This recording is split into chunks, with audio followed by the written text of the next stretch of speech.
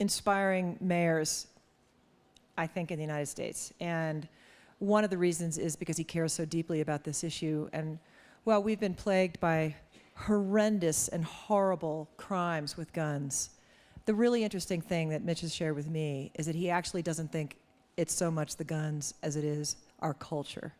And he's thought a lot about this, and if I'm not mistaken, tell me, you can tell everybody if I'm wrong, he has on his desk in his office photographs of young people that have been killed that week in his city. And when you get that granular right down to, it really makes you wonder what is most important. And so to me, this is maybe the most important talk at the Ideas Festival, because I think it stands for so much about our society and what we need to address. And so it's my great privilege to introduce you to Mitch Landrieu.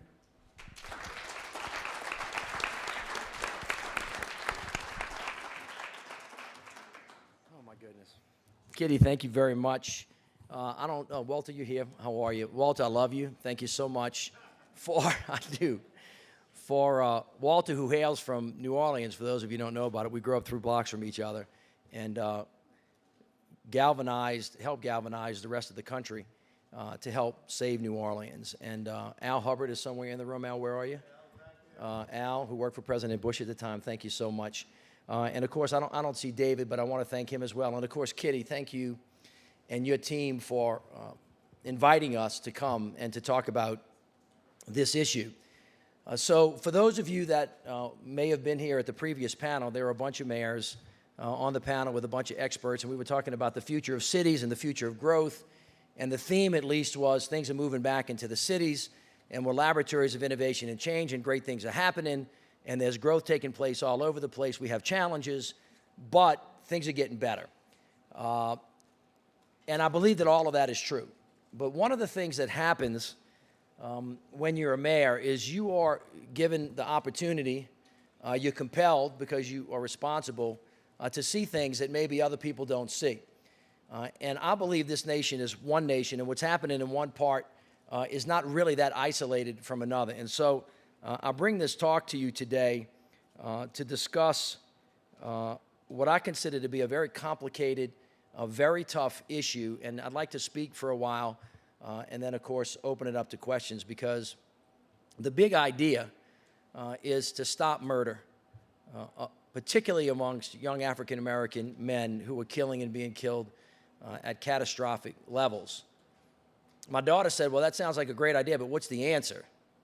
And I said, well, that's what we're going to start talking about. But what's happening in this country is we don't know what's happening, or we're not thinking about what the answer is. So the big idea is for us to stop for a minute and just to think about what might be happening that you may notice a bit, but don't really see. And so I want to talk to you about this issue because, as I have come to learn, hard truths fall painfully, really, on ears that don't want to hear and eyes that don't want to see.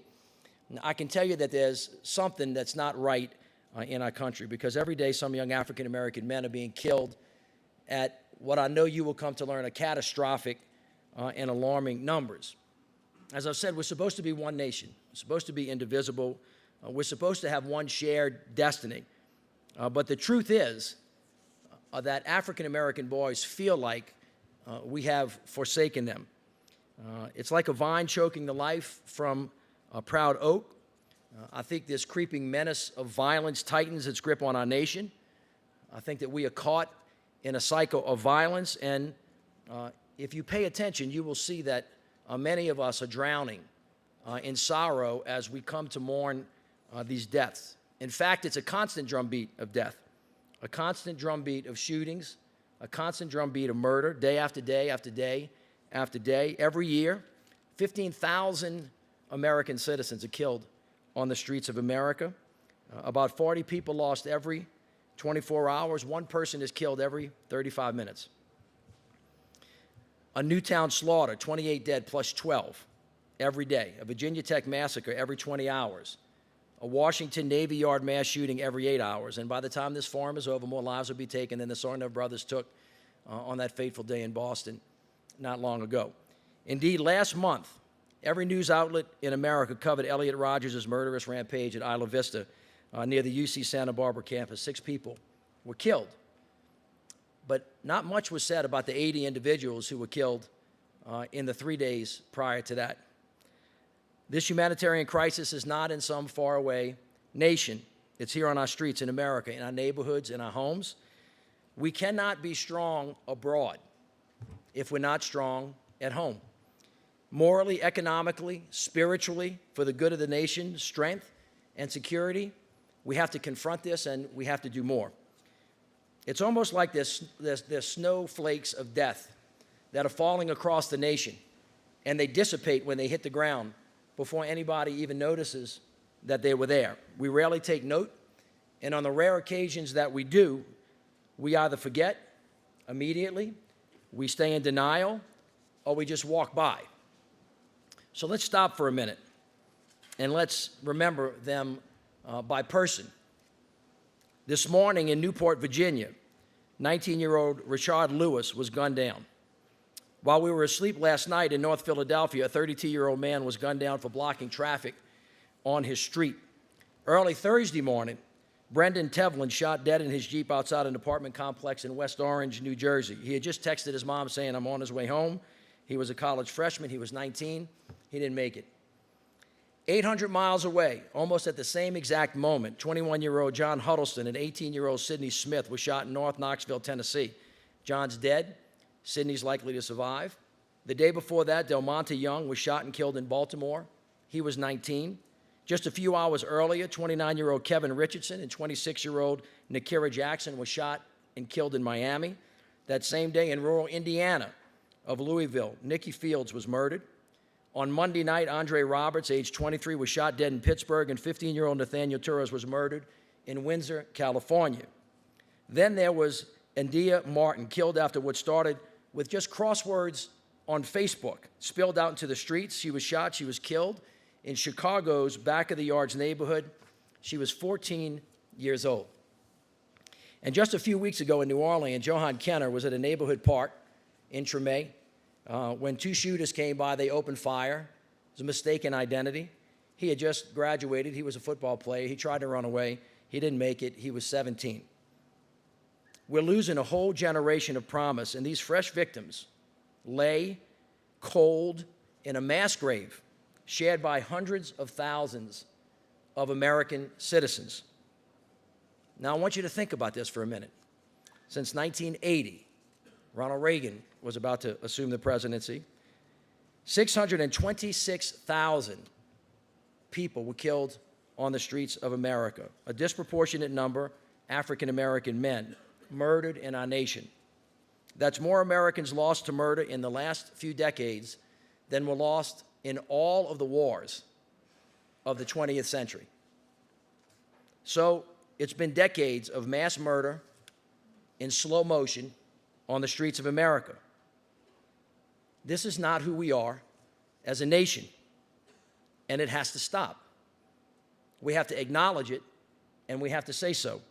There are solutions, but at this point, instead of strong, decisive action, the overall national response to this daily carnage has been tepid and eerily quiet. It's as though we've become numb to the constant violence, and only the most horrific mass shootings slap us awake from this daze, which only keeps us awake for a while, and then we do nothing. The problem is so complex, it's so painful, we get overwhelmed, we look away, we take the weak way out. Maybe we're scared that if we speak up, we'll end up in the crosshairs. Or perhaps we as a nation have bought into the evil notion that the lives of these mostly young African-American men killed across our nation do not have value and do not deserve attention. We've heard it all before. It's just thugs killing thugs. There's nothing that you can do about it. But you know and I know that that's a lie. Every life is precious, and these young men were not predestined to this fate. We will never know what might have been. Instead of grappling with this problem, we desperately look around for quick and easy short-term fixes and want to get tough. More prisons, more guards, more guns. But in some instances, we just make things work. We just cannot arrest our way and imprison our way out of this problem. We have actually tried that, and it's not working that well.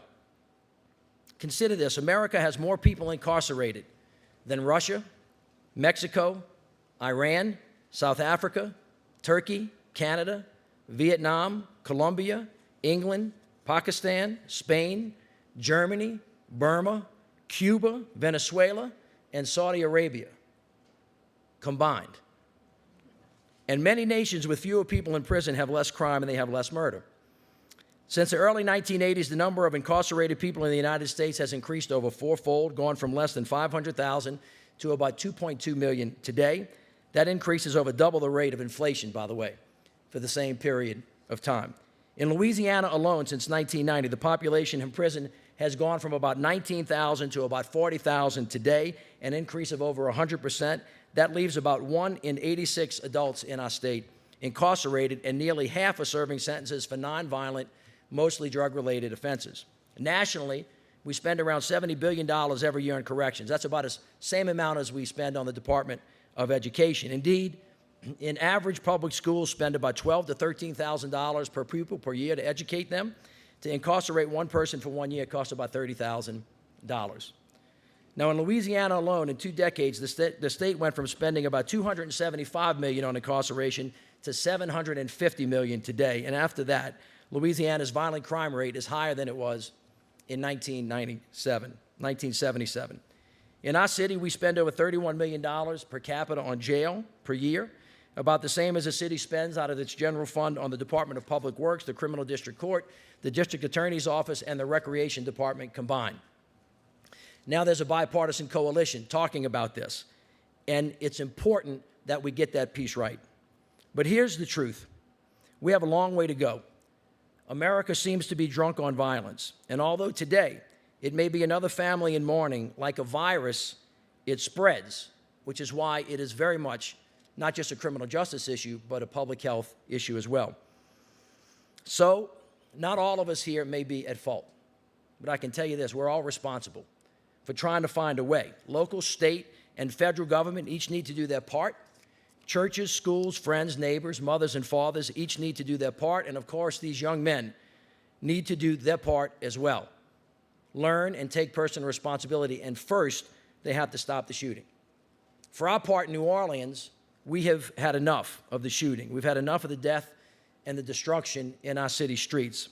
So since taking office 4 years ago, besides working with the entire community to rebuild the city, our education system, our health system, all of the things that we're doing, we have made it a priority to reduce murder on the streets of New Orleans.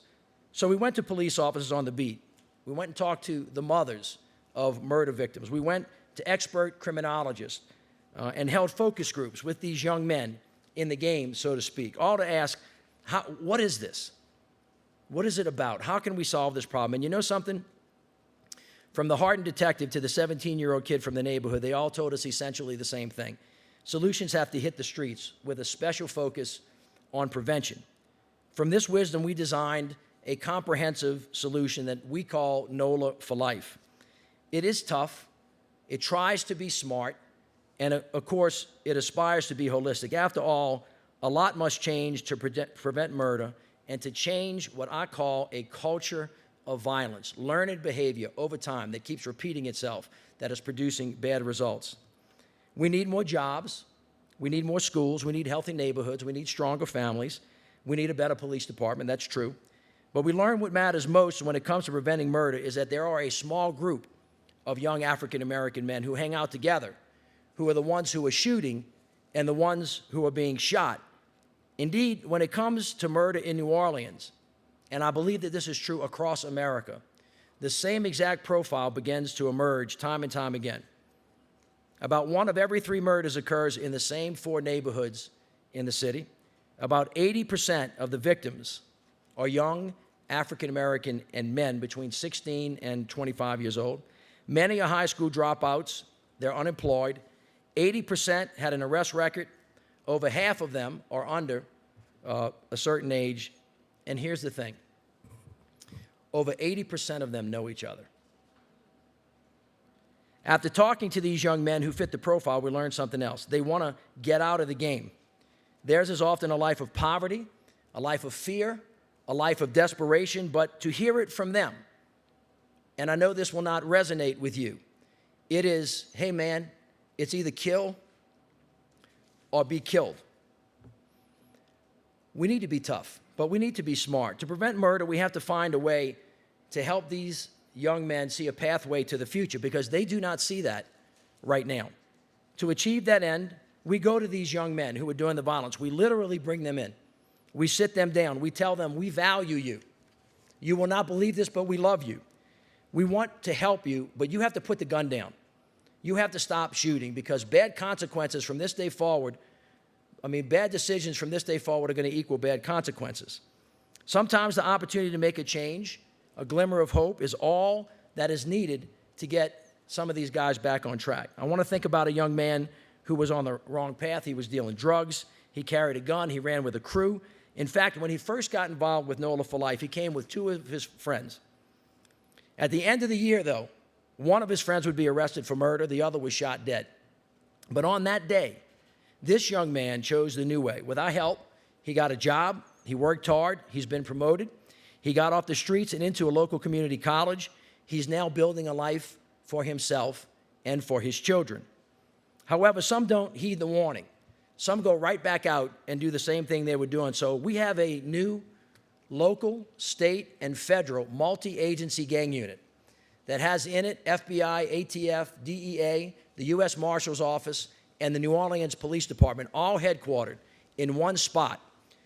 Thus far, their approach to basically going out and telling these kids bad decisions equal bad consequences has resulted in 8 violent groups targeted, 84 individuals have been indicted, and with the help of our U.S. Attorney in partnership with our district attorney, many of these cases are being tried pursuant to something akin to the RICO statute, and they're being tried not as a one-off, but as gangs. This is producing definitive consequences for action, and it actually is having an impact. So we're sending a message through word and deed on the get tough side now to those terrorizing our neighborhood. You have a choice. Stop the shooting, put your gun down. We're going to help you get on the right path, but if you don't, we're going to come after you, and we're going to protect you, and we're going to protect the community. We don't have all the answers, but we're trying anything that we can do to support our young men as they turn away from violence. With Mike Nutter from Philadelphia, who's the mayor there, we have established a partnership called Cities United, which brings mayors from across the country together who are drilling down on this issue. Our ceasefire program in New Orleans that we borrowed from Boston, from New York, and Chicago seeks to stop the cycle of violence by mediating conflicts. And hundreds from New Orleans' toughest neighborhoods have come out for midnight basketball to play, hear from role models, get connected to jobs, training, or whatever else is needed. Plus, we're working hard to get ex-offenders back on track. Now, this is really important because even though there are 2.2 million people in jail today, most of them are not going to be there forever. Currently, about 1/3 of the people being released from prison today go back to jail within 3 years. So we have a choice. We can either wait for them to commit another crime, or we can get ahead of the problem and we can try to help them. We've got to shut down this revolving door. It's outrageous. 1 in 14 black men is behind bars, and 1 in 7 is either in prison, on parole, or on probation. To fight violent crime and murder, we can't just keep ignoring this problem. So in New Orleans, as part of the NOLA for Life program, we have recently announced this new reentry strategy. We want to reach out within 72 hours of release from prison. We have a workforce reentry program, and we connect these offenders to jobs, and the business community has been a willing partner. Plus, at the city level, we have done what is called ban the box, where job applicants have to list their criminal record before they even get an interview. The goal is to help the formerly incarcerated at least get a foot in the door so that they can actually talk and make a presentation. And if and when the employer wants to hire them, of course, then they have to reveal that. And that has, in many places in the country, really assisted with bringing these individuals back into the workforce and helps them come back. After all, the city of New Orleans knows a couple of things about coming back. 9 years ago, when Hurricane Katrina crashed ashore and flooded 80% of our homes, caused billions of dollars of damages, killed 1,800 people. Since then, we're holding true to our unique culture. We sought to change our city and become a better version of ourselves and not build back the way that we were, but build back the way that we always should have been. Necessity is the mother of invention, and we're not building back in the ways that put us in harm's way. We're tackling tough problems like murder, but at the same time, we're making every part of our city, from our schools to healthcare to our police department and city hall. And in fact, we are becoming, as we said at the last part, a very immediate laboratory for innovation and change. We're beginning to see really wonderful results. We're now one of the fastest growing cities in America, thousands of new jobs. Our schools are improving rapidly. Our graduation rates are up, our dropout rates are down, and the achievement rate is closing dramatically between the kids in the inner city and the kids that do not live in the city. And murder, after all of our work, is now at a historic 30-year low. That's good. Lives have been saved. But on our best day, which we're having right now, our murder rate is still 7 times the national average. In New Orleans, we still have more murder than nearly anywhere else. 156 people, our fellow citizens who were killed in New Orleans this past year. Another 67 have already been lost in 2014. And if the graphic is right, you see the number of people that have been killed. Those are their faces. I have every one of them on my desk. You should take a look at them. We're not alone in New Orleans. Last year, 156 murders in our city, 415 in Chicago, 333 in New York, 255 in Los Angeles, 247 in Philadelphia, 137 in Dallas, 234 in Baltimore, 333 in Detroit. That's a lot of death. But murder doesn't just happen. No, this scourge grows out of poverty. It grows out of hopelessness. For many, the deck is stacked against them from the day they are born. Broken families, struggling neighborhoods, poor schools, inadequate health care, no jobs. Frustration turns to cynicism. Misery turns to despair. Hope fades, hate grows. Happy eyes turn sad. 7, 8, 9 years old. Smile turns sour, bitterness sprouts, and in the end, tragedy triumphs, and there's blood on the streets. In a downward spiral, violence begets violence. The shooter of today is often, very often, the victim of tomorrow. I mean, the next day. And every murder leaves a wide wake of destruction, a very long line of victims, the collateral damage of gunshots in the dark. An innocent child loses a father, a mother's heart is broken, a family is left alone, and we are left to think about what might have been. That's what happened to Leonard Gowman. Leonard's father was killed on the streets of New Orleans when he was 4. His 17-year-old mother was left alone. 5 years later, Leonard's life was turned upside down again, this time by another tragedy, Katrina. There were no silver linings in Katrina, but the wind, the rain, the fire, and the floods, waters also produced change. By the time Leonard was a senior in high school, the post-storm education reforms in New Orleans, which are dramatic, had taken root. He went from one of the worst schools in the city to one of our new charter schools, which had special focus on college. That has made all of the difference. With the help of his teachers, Leonard got all his ducks in a row and eventually applied to 10 colleges and universities. This fall, he is going to attend Yale University. That's good, isn't it? That's what I thought you would do. For weeks, Leonard's story was everywhere. It was the big story on the front page of all the papers. More articles, editorials followed. He was honored by the city council. He was honored by the state legislature. Congratulations and donations flooded in across the city, all because he showed us that there is hope, there's possibility, there was a pathway to opportunity. With help, even just a little bit of help, this young African-American kid did great things, as can all African-American men. But for Leonard, it was not as easy, not so easy, and we shouldn't ask any child born in America to bear such a burden just to get a chance at something more. Even the greatest among us would have a hard time climbing the mountain that Leonard climbed. If you want to know just how steep the path is for many of our young people, just go into any elementary school in a tough neighborhood. Ask a classroom of 8-year-olds a couple of questions. Ask them who lost a friend or a family member to violence. Ask them who had to run for cover from gunfire. Ask them who has seen blood on the streets, and then ask them, how many bodies have you seen? Can you imagine asking your children those questions? I don't think so. The answers our little children will give you to these questions will bring you to your knees. Leonard is the exception. He's not the rule. But there are two sides of every coin. And Marshall Coulter is the other side of the coin. In many ways, Marshall is a lot like Leonard. Both young African-American men from tough neighborhoods, both lost their fathers when they were young. Both of their childhoods were marked by Katrina. Like air, Leonard rose above it all. But Marshall fell like a rock. His first arrest came when he was 10. More run-ins with the law followed: marijuana, theft, burglary. Marshall would later be described by his brother as a professional thief.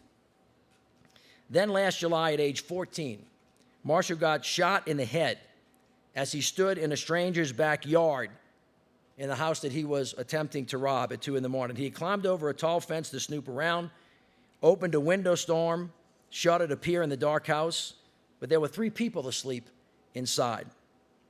A man named Mitch Landrieu, who actually works for the city of New Orleans, his pregnant wife, and his 2-year-old daughter. It was Merritt who, awoken by his barking dog, grabbed a gun, stepped out the back door into his yard. What exactly happened next, we do not know, but in the early morning darkness, a warning was yelled out. Marshall made a sudden movement, and Merritt squeezed the trigger. After the shooting, Marshall was on death's door in a coma for weeks, but he survived. Meanwhile, Merritt, the homeowner, was arrested for attempted murder, suspended from the city of New Orleans pending the outcome of the investigation. But after the investigation, the DA declined the charges. One reason the DA decided not to move forward was that, unbelievably, within months after leaving the hospital and regaining consciousness, Marshall was again arrested for another burglary. Think about that. Even after all had happened to him, at the tender age of 15, he was stuck on a dark path, and we all know where it ends. In jail or an untimely death, another life wasted. So we have 2 young men, one likely going to jail, the other one's gone to Yale. They started in the same place. So where did their paths diverge? When did hope turn to despair? And how can we help people, young men like Marshall, before it's too late? As one local columnist wrote, how can we make Leonard the general rule and not just the exception? Not enough investment and attention is focused on our vulnerable young African-American men. They think that we have forsaken them, and I have to say, in large measure, I think they're right. Even Leonard is not out of the woods yet. Only 1 out of every 10 low-income, first-generation college students who start college actually graduate. Indeed, all the attention and exposure Leonard received is telling. It's good to celebrate his success, but it shows how far we have to go. I hope and pray that someday it will not be a front-page news story when a young African-American man from New Orleans goes to Yale. There are no easy answers to our problems, but one thing is for sure. To fight murder and help our young African-American men, we need everyone on board. Local, state, federal government, each need to do their part. Churches and schools, friends and neighbors, mothers and fathers, each need to do their part. Overall, we need a surge on the streets of America, at the churches and the playgrounds. Democrats, Republicans, Congress, President Obama should lock hands, dedicate themselves to supporting young African-American men who are at risk. President Obama's My Brother's Keeper initiative seeks, in some ways, to do just that, to close the opportunity gaps so that they can thrive, and that's good.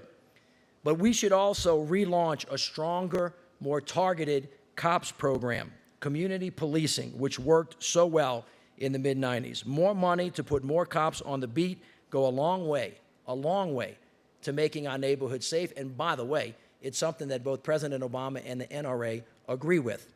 President Obama wants to put them on the street. The NRA wants to put them in the schools. The street and the schools are 10 feet from each other. I think they can make a deal. Congress has the money for this. In fact, according to the Government Accountability Office, from 2009 to 2011, nearly $14 billion was spent by your United States government building, hiring, training, and equipping police departments. But this $14 billion wasn't spent in New Orleans. It wasn't spent in Philadelphia. It wasn't spent in Chicago, even though we're fighting the good fight against murder on what amounts to a shoestring budget. No. This money went to build police departments and security forces for the people of Afghanistan, Iraq, Pakistan, Mexico, and particularly Medellin, Colombia. Again, if we want to be strong abroad, it seems to reason that we have to be strong at home as well. And these federal resources, many of them, need to be directed back home too. We need Congress to treat fighting murder and violent crime as a national priority. Furthermore, we need to do something about criminals with illegal guns. So let me be clear. I support the Second Amendment, but the genius of our Constitution always creates a balance between rights and responsibilities. It distinguishes between the right to speak our mind and the crime of yelling fire in a crowd. Common sense solutions can be struck to find a balance to the original intent. And there is common ground, actually, on this issue. I'll give you just one example. Everyone can agree that we should do what we can to get illegal guns out of the hands of dangerous criminals. And here's one specific way we can do it. Over 30 years ago, Congress authorized federal agencies and prosecutors to target drug dealers directly as part of the war on drugs. We should do the same thing with violent gun offenders and make their prosecution a federal priority. Let's give prosecutors clear concurrent jurisdiction over all violent offenses committed by firearms that have traveled in interstate commerce. You need to bring the hammer down on just like we've tried to do in New Orleans. The bottom line is that on the big issues of the day, we have to refuse to look away. We can't be quiet. We can't stay in denial. After all, we pride ourselves as Americans on tackling difficult problems. We fix things. We put our hands to the plow, and we find to make a better life. I want you to think about this. When 300 little girls were kidnapped by murderous terrorists a world away in a Nigerian village, we paid attention and we responded. When Putin threatened the peace, we acted. President Obama wants a $1 billion security aid package for Poland and other Eastern European nations, not to mention the $500 million he just asked for Syria. This is what we do. The United States of America doesn't shy away from a challenge. We step up and work to solve big problems, even if there are no clear solutions. And on this issue of preventing murder, it is our people getting slaughtered. If we're truly one nation, indivisible, something needs to be done. We have solutions, example after example of how we can get it done. All we need is the will, and we need the focus. This is a national issue that deserves a national response. My good friend Mike Nutter, a courageous leader, said that if every year the Ku Klux Klan killed thousands of African-American kids, this country would be on lockdown. If thousands of well-off white kids from the suburbs were murdered every year, there would be hell to pay. If either one of these things happened, the earth would stop spinning, the sun would stop shining, and we would respond marshaling every resource that we have to find a way or make one to fix this problem. Yet nearly 15,000 people in America, a disproportionate share, young African-American men, are murdered, and truly not one word. Here's the point. As Americans, if something is a priority, we have to find a solution, or we have to make one. Some may say, not my neighborhood, not my kid, not my problem. But folks, violence is like a virus. It spreads. It spreads from the streets of Central City in New Orleans to the south side of Chicago, to a movie theater in Aurora, Colorado, to Newtown, Connecticut, to the Navy shipyard in Washington, D.C., and then perhaps, it is at your doorstep or at your car's door. I say this not to make you afraid, but to make you realize that everything is interconnected. What affects one impacts all. We need to make sure on the homeland that no one is left behind either. And we are not living up to that promise right now as American citizens. But if you get down into the issue of murder, you can come to understand that in many ways, no matter how much work we do, no law by itself, no rule, no regulation, no federal funding alone is going to fundamentally change the culture of death on the streets of America. Government, even on its best day, can never replace a family. And so personal responsibility plays a very, very big part here. And we each need to take care of our own business and help take care of the people around us. There is no excuse. We have to really quit waiting and start doing. We may not all be at fault, as I have said before. I will leave that argument to somebody else, but it is absolutely clear.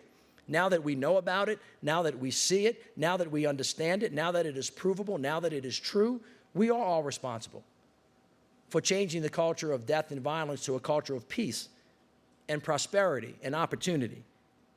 Some believe that the murder of thousands of young African-American men on our streets is to be accepted, like it's part of the natural order of things. Well, it hasn't always been this way, which means that it doesn't have to always be this way. But I'm here to tell you that we are each bound as one nation, indivisible, with one shared destiny.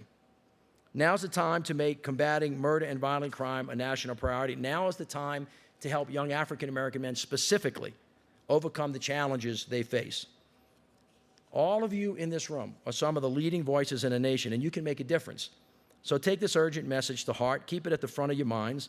Join me clearly, really as a moral imperative. This is not right. This is not who we are as Americans. The killing has to stop. Help us invest in and find the solutions to the problems. Get involved. Spend your time on this issue, your treasure, your talent. Through this work, we can inspire our nation and the world and prove that we can produce triumph out of tragedy. After all, this is what we do. We tackle big challenges, and this one is as tough as this country has faced in a long time. We have a long way to go together, but the deaths of so many Americans on the streets of our nation was not those individuals' destiny, and it should not be this nation's legacy. Thank you very much.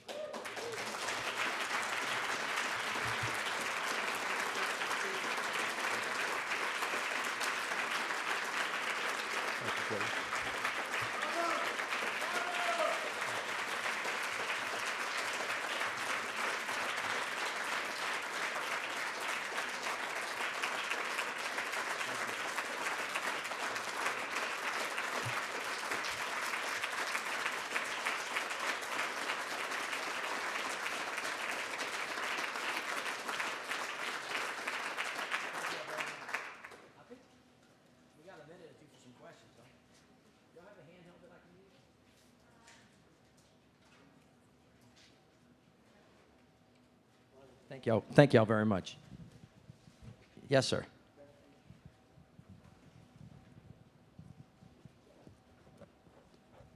Thank you. I have a big idea for you. My premise is that fewer guns, we'd have fewer pictures on your desk. Why doesn't the city of New Orleans and the mothers of the kids who were killed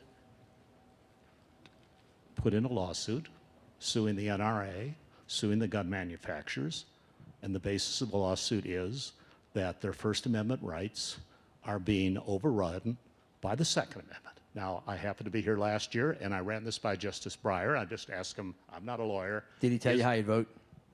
No, he told me that was a legitimate lawsuit. So let's face it, the gun lobby has killed everything, Newtown, all this stuff. Better start fighting. They only know a punch in the nose. This, I understand, I'm not a lawyer, is a legitimate lawsuit. Why don't you have your district attorney, whatever, look into this as a way to start fighting back? Thank you very much. It's a great question. Mayor Nutter says, you know, my First Amendment right to life trumps your right to own a gun. And there's a big battle in there somewhere. I want to make a couple of just comments about gun control, gun fights, and why we can't seem to come to agreement on anything. After the Newtown massacre, we spent a lot of time in this nation, which is almost an unthinkable act that occurred, fighting about assault weapons. And the discussion in the last couple of years was about that. In this fight on murder, what we have tried to do is stay focused on the data. And the data is, for us, that about 90% of these murders are being as a result of the use of handguns. So we spent a lot of time on the assault weapon ban, but nobody talked about this. I want to say a couple of things to you guys as well. I just told you that I'm a supporter of the Second Amendment, but I'm also very balanced in the approach to reasonable and thoughtful restrictions. And where there's common ground, we ought to find it. And I told you one area where there's clearly common, actually two. I told you about the COPS program, and I told you about the federal jurisdiction. But I want you to think about this, because when you first get into this issue, some people will, generally from the left, will say, look, it's because the kids don't have a job. It's because they come from a broken family. It's because they're poor. The data does not reflect that all people that live in poverty shoot friends who they know over things that you and I would consider to be, crazy. When you get on the right and you talk about guns, and people say, well, it's the guns. Well, clearly the gun is the mechanism, but it's also true that 6 million Americans have guns, and they don't shoot each other either. So I'm not telling you that that's not a part of this problem. When you take guns and you take poverty and you take broken families and you take poor education and you take tough neighborhoods and you mix it all up, we would call it a gumbo, right? It's a Molotov cocktail that is going to produce a bad result. And you can actually almost identify these kids. So all of those issues are important. I'm not saying that they're not. But what we are seeing from the data, and I don't know why it began to manifest itself around 1980, but a different kind of thing started happening with a certain group of kids in select neighborhoods in America where they have resolved their differences over silly stuff by shooting somebody they know in the head. And then those friends go shoot that kid the next day. And that's why I call it a culture, a behavioral pattern that has developed over time amongst a group of people. And this has nothing to do with race. It has nothing to do with gender. You have other instances of behavioral patterns being formed about other stuff. This one just happens to be around something that is actually not only killing the kids, but killing the city as well. And so all of those issues are part of it. That may be a mechanism that people will use to take away the instrument of most of the murders. But even if you did that, my best guess is these kids are in a situation where are they going to find a way to hurt each other and really make their opportunities less. You have to do that, but you have to do more as well. And you just can't make it about one thing. It's about economic opportunity. It's about jobs. It's about schools. It's about all that stuff. But there's something else going on in America that we don't fully understand. And you can't see it because it's a one-off and it gets reported on the side of the paper. And unless you add it up, like I've done, to show it to you, you might think that it's actually not happening. Yes? How you doing, Ray? I'm okay, Mayor. Good to see you. During the 25 years from here back to 1989, violent crime in much of the country has dropped like a rock. The number of people who were murdered in places like New York is a fraction of what it was in the late 80s and early 90s, but the murder rate is also down in places like Los Angeles and even in places I would consider in some ways peer cities to New Orleans, like Miami and Atlanta, with high concentrations of poverty and very wide gaps between the wealthy and the poor. So what's going on in New Orleans? I know you know your city intimately. I know you travel the country a lot. Why is the rate there so persistently high when many of the same problems, the nihilism, the belief that nobody cares if they die, the willingness to settle scores with weapons, you can find these things in center cities all over the country. What's going on in New Orleans that makes that level so ambiently, persistently high and so stubborn to bring down? First of all, that's a great question. Of course, I ask myself that question all the time, and I'm not telling you that it's not. When you look at Baltimore, Chicago, there are a couple of different ways that academics measure this. One is per capita, and then one is, how I really count it, in bodies in the ground. So the sheer numbers of people in New York are higher than New Orleans and in Chicago, but the per capita is lower because they have more people. So cities that are big, that are growing, that are doing well, it appears as though you are safer if you live in the cities. But what I'm telling you is when you get into the data, you can find neighborhoods in New York, in Atlanta, in Baltimore, in Chicago. If you're a young African-American male that fits into this category, the murder rate in your neighborhood is in some instances, even in New York, 100 times the national average. And so if you look at it from a cities, big cities, but if you look at it from a neighborhood perspective, what you find is that young African-American men have not benefited from the drop in murder that regular folks have benefited from, that are susceptible to better police action and better police behavior. I do, however, not to give New Orleans a skate, think that there is something going on in some neighborhoods all across America that are not susceptible to the kind of change that we have seen. I don't know what the answer is. That is why we are looking so hard at it. But here's what I know. If we don't say that it's happening, if we don't recognize it, if we don't declare that it's not the direction that we want to go in, nobody is going to think about finding an answer to the problem. You see here all the time, people come up with wonderful ideas, people love it. All of a sudden, time, resources, treasure is spent on finding an answer to the problem. I'm saying to you, as an Indian scout who's been out there looking around, that this issue continues to plague communities all across America. And then when you look at the sheer numbers, 15,000 every year, about half of them are African-American men, right? So 50% of the murders, African-American men only make up 6% of the population. Something is amiss in that number alone. And many of these kids, even in some of those cities that are doing fairly well, are at risk because some of the neighborhoods that they live in. And oh, by the way, murder and shootings are different things. There are some cities that have lower murders and higher shootings. Some have higher murders and lower shootings. We can't figure out the metric of why that's different. There's some areas that are poorer that have less murder, right? And so that indication is not a clear line, which is why I think we need to spend a lot of time thinking about it, understanding it, and knowing it. By the way, you've got a group of guys now. Many of them are going to keep doing what they're doing. You got to stop them from hurting each other and everybody else. That's the tough part. But you've got to stop a whole generation of young children from coming up and being part of, you know, that culture that's developed over time that is passed down from generation to generation. Yes? When we're talking about these murders in the inner city, we're mostly talking about illegal weapons. Correct. Now, with those illegal weapons, our kids are not the ones bringing those guns into those correct, too. communities. Where are those guns coming from? And if we stop those guns, don't we start to alleviate the problem? I think that, I addressed that issue when I responded to that gentleman's call. That may very well be an approach to take. In a state like Louisiana, and we spoke about this at our previous council, what cities can do is sometimes circumscribe by what happens on the state level. So cities are limited in what kind of measures they can take. However, what I was saying before, just to kind of point out what I think should be the obvious, when the NRA and the president or Congress can find common ground, which is doing everything we can to get guns out of the hands, right, illegal guns out of the hands of criminals, then we should at least do that, because I think that's going to be a step in the right direction. And some of that has to do with who's manufacturing, who's bringing them in, how to get to them, and how to arrest that important. But I don't want you to think that that alone is the answer to this problem. There's something deeper going on here that I think that we have to understand and address, and it could be all of the above that we have to work on. Yes, let me go over here. I'm sorry. Hey, Tom. Hi. Thank you for taking on a tough issue. As you know, we have the same issue in Chicago.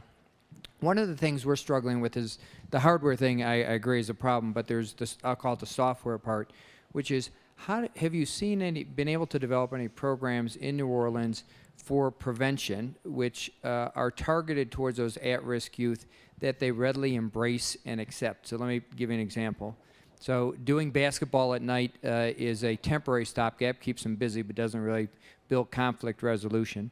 If you want to do conflict resolution, doing therapy on Michigan Avenue in an office building, when someone walks in with a hoodie on and their pants down at their knees, and the security guard looks like they're carrying a gun, they're not particularly interested in going to it.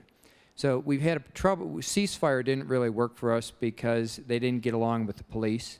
So have you seen any innovative programs? Think of it like if you're selling those people something, they're your customers, where you create a customer value proposition where the at-risk youth say, yes, I would like to embrace that, other than my friend just got killed. Well, the answer is we're still working on it. So Tom is, as you know, the head of Allstate and is doing a lot of work as a business leader in Chicago and doing some good work. We actually borrowed the ceasefire model in part from Chicago. The idea is, if you think about it, the killer of today is going to be the victim of tomorrow. It's usually an immediate reaction. If you can get in between them and cool that down for 72 hours, right, if you know who the folks are, then you can actually alleviate and actually reduce murder. It's a model that actually works. And the reason it works, at least in New Orleans, first of all, they're not working, quote unquote, in partnership with the police department because they don't like to talk about it that way, but they're not antagonistic to each other, and ex-offenders who know everybody in the neighborhood are actually working as the mediator. So there's some authenticity there in who's speaking to the young men that are interrupting. Another thing we did was borrowed something from St. Louis where we asked judges if there's a gun involved in a crime or a murder, make sure the bond is set so that it's a little bit harder to get out so fast. The minimum level they used in St. Louis was $30,000, and it, again, demonstrated that it kept the young man in jail for at least 24 to 48 hours. It gave the teams time to get on the streets and to get that interruption gone. So ceasefire has actually proved to be quite helpful in New Orleans. Now, one of the other things that does happen is all of our recreation centers are now portals for all of the young kids. And so y'all may have heard Bruce Katz up here talking about STEAM, science, technology, right, engineering, art, and math. Every one of our recreation portals, when kids come play soccer, baseball, basketball, or our arts education programs, we then grab them and use all of those portals as a way to get the kids in, to teach them not about the subject matter at hand, but to teach them partnership and to teach them conflict resolution. You don't have to tell them, hey, I'm bringing you in here to teach you how to get better so that you don't get killed, but you teach them the skills that are required. Now, schools are really kind of the place where you're going to get the kids earliest enough, and it would be great if all of the school systems would help design conflict resolutions, but you're actually going to have to get into some hard stuff that causes a lot of, we're going to have to start talking about families. We have to talk about personal responsibility. We have to talk about churches. Some of my young men tell me that some of their churches are actually scared to go in the neighborhoods, right? We got to kind of break all of that stuff down and then rebuild. And this is part of, quite frankly, a much larger resiliency effort, much of which is being tried in other states to have tight-knit neighborhoods like we used to have. All of those things are going to be necessary to make this happen. And, of course, the long-term solution is education. The long-term solution is stronger families. That takes time, and it takes generations, which is why you got to be on the front end of this thing. Like, you got to be tough, aggressive, interdiction, identifying who the top 5% is that are committing all the crimes, get your law enforcement on them. But at the same time, you got to back it all the way down, right, to prevention and workforce development and, as I said, reentry programs. And all of a sudden, at some point, we're hoping to see, right, that the tide turn. We're not there yet. I think we're making progress. There's some hope. But I tell you, when you look at the numbers across the country, like the ones I read to you at the early part of the speech, I mean, as we speak, it is quite daunting in the neighborhoods that those folks live in. And you can imagine how debilitating it is if you happen to be a young child that lives in that neighborhood and you see the kind of stuff, that some of these kids are seeing. It's really, really hard. Yes. I've seen you speak Would be the 3 last times question. now. This Oh, is you my did? 3rd time. I repeated myself each time? No, I think you're Okay. very involved and very committed, and I love it. The one thing I haven't heard you talk about is volunteerism. I think there's a lot of talent out there. Huge. People, and I just went to the boomer talk, and boomers and even millennials and stuff. I mean, there's a lot Yeah. of people that can help if they're trained to deal with these kids when they're little. I'm from the South. So I was about to say, yes, ma'am, I know, but I didn't want you to get mad at me for calling you ma'am. Forgive me for that. New Orleans has been the beneficiary of probably the most robust volunteer movement that America has seen. I mean, we would not be where we are, and so I didn't mean to take it for granted. Everything that we do is infused with volunteerism. When I was a lieutenant governor of the state, I was in charge of AmeriCorps, right? I was in charge of social entrepreneurship, and I was in charge of volunteerism. We have literally built it into everything that we have done and would not be able to survive without that. But as wonderful as that is, and as wonderful as volunteers are, we're talking about getting into the essence of what it means to be a human being, what it means to be rooted in a community, what a father and mother are supposed to do with their children, what they're supposed to do with their church and community, how we as a nation have to kind of just say, this is unacceptable. We have not said that as a nation. We have not made that utterance. This is unacceptable. This is not who we are as a people. We have not said it because we have not acknowledged that it's occurring, perhaps because we didn't know, perhaps because we didn't understand. But if you think about yourself and you're really hard on yourself and you ask yourself why you stop in front of the TV when Fox is on or CNN is on or MSNBC or ABC, NBC or Ray, if you watch Ray on TV, he's one of the greatest of all time. You have to ask yourself, why do you stop? What grabs your attention? Why does it grab your attention? What upsets you? Right? And how much time do you spend on it? And then what do? You will acknowledge not this. I don't know what the answer is for all the other stuff, but you will acknowledge not this. But you can't deny that it's occurring. I just showed you. Those are real life people. those are real names. And it is a fact that I keep behind my desk. I have 7 of them, big red binders that are this thick, that have the names and pictures of every human being, what they look like before they were killed and what they look like when they're on the ground. Every one of them. And I keep them on purpose because I want to be uncomfortable about this issue. And as New Orleans gets all the applause for doing all the wonderful things that it's doing, and we're doing great things, and I'm very proud of them, and I'm thankful to all of you. What I'm saying is we're leaving folks behind. And I don't think that we will ever be that nation that we aspire to be, right? That more perfect union that we talk about if we continue to let this happen, because I think, in my opinion, this is what we would call a gateway issue. It takes you a lot of other places where we could do a lot better, but it requires us to value every human being in the United States of America because they are all valuable. And if you just think about the amount of potential that we're losing because of the way our criminal justice system works and the consequences that we have all collectively over time in some form or fashion, some more benign, some from malintent, some from just indifference created, I think that most people would agree this is not the really nation that they once envisioned that we wanted to live in. But having said that, I believe this: every problem is solvable. And I have seen time and time again the people of America say, if that's important, if that's a priority, if we have to get after it, we're going to get after it, and we're going to find a way, or we're going to make one, and I think we have to do that here too. All right, thank you all so much. I appreciate it.